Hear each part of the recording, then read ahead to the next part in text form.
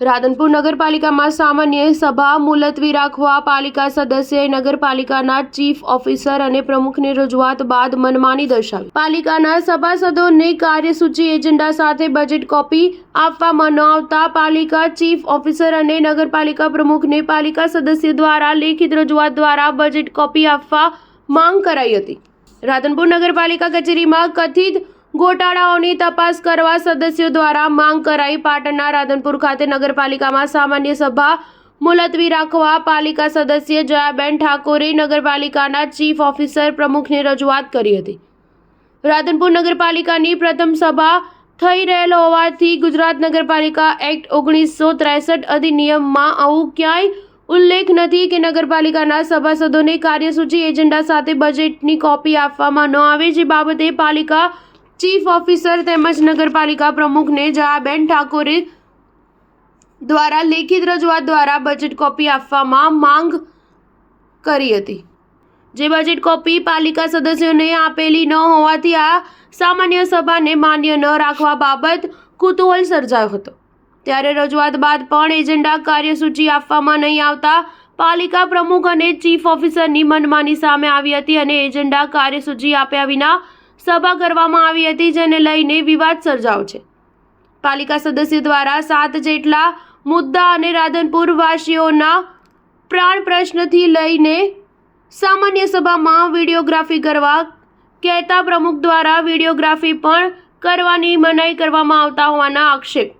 સભા મુલતવી રાખવા પાલિકા સદસ્ય જયાબેન ઠાકોર દ્વારા રજૂઆત કરાઈ હતી, પરંતુ પાલિકાના પ્રમુખ ચીફ ઓફિસર પોતાની મનમાની ચલાવી સામાન્ય સભા યોજી હોવાના આક્ષેપ પાલિકા સદસ્ય જયાબેન ઠાકોર દ્વારા કરવામાં આવ્યો છે। Star news 7 Patan. નમસ્કાર રાધનપુર વાસીઓ, મારું નામ છે જયાબેન ઠાકોર, વોર્ડ નંબર 1 ના નગરસેવક। 25/3/2025 ના જ્યારે પ્રથમ નગરપાલિકાની સભા યોજવામાં આવી, એ સભાની અંદર અમે લેખિતમાં સીઓ સાહેબશ્રી અને પ્રમુખશ્રીને માગણી કરેલી હતી કે 2 વર્ષનું જે વહીવટીકાળનું જે શાસન હતું, એ વહીવટીકાળ શાસન દરમિયાન જે રાધનપુરની અંદર જમીન સરકારી પેટે જે પડી છે શ્રી સરકારમાં કે નગરપાલિકાની અંદરમાં, એ જમીનો એમને કેટલી ભાડે આપેલી હતી, કેટલું એનું ભાડું આવેલું છે, કે કેટલા રિન્યુ કરવામાં આવેલી છે, કેટલી પેન્ડિંગમાં અરજીઓ પડી છે, તેની અમે લેખિતમાં માગણી કરેલી હતી અને કરી છે। સાથે જે રાધનપુર મલ્હાર સોસાયટી એક નવી બનાવવામાં આવેલી છે, એ મલ્હાર સોસાયટીની અંદર જે રાણકપુરથી મીઠું પીવાનું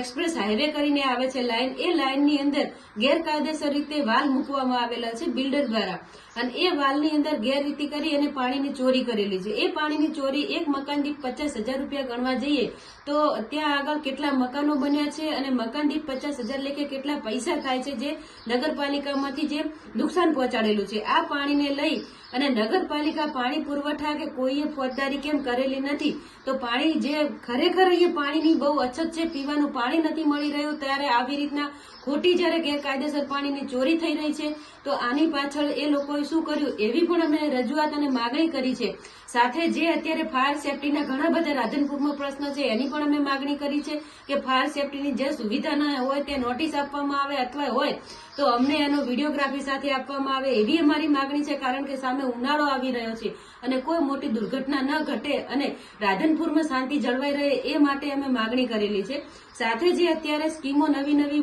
બિલ્ડરો દ્વારા મૂકવામાં આવી રહી છે